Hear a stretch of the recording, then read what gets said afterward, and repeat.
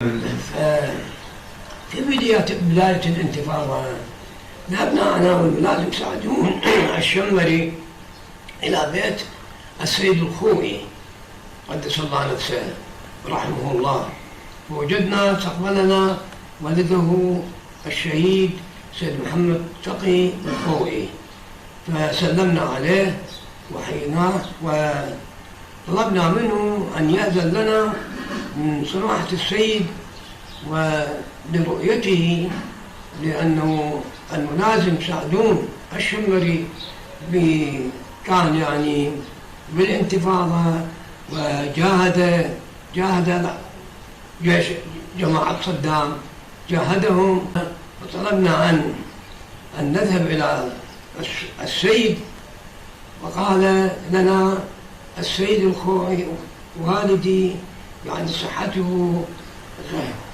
لا تساعده أن يدخل عليه أحد، ولكن أوصاني أن أقول لكم عليكم بالمحافظة على بيضة الإسلام، عليكم بالمحافظة على بيضة الإسلام.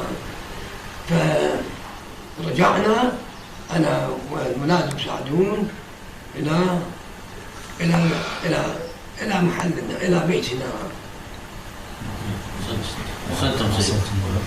بس بالله هسه بعد وقت فقرة انه الاعلان عن اسمي بالمنارة مولاي شلون؟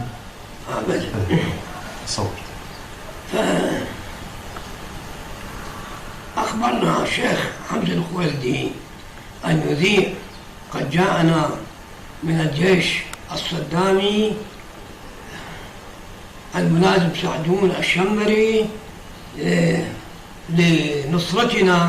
لنصرة الانتفاضة، وهو كان شجاعا قويا مندفعا دفاعا جدا شديدا جدا، يعني اندفاعا جيدا لمناصرة النهضة. أحسنتم سيدي. في نهاية هذا اللقاء لا يسعنا إلا أن نتقدم بشكر جزيل إلى سماحة آية الله المجاهد عبد الصاحب المحدث الموسوي، وأطال الله بقاءه خدمة للإسلام والمسلمين.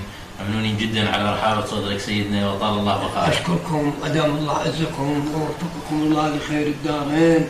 بارك الله فيكم، أهلا وسهلا ومرحبا بكم، وجزاكم الله خير جزاء المحسنين، ووفقكم الله لخدمة دينه وخدمة بلاد العراق وخدمة المؤمنين.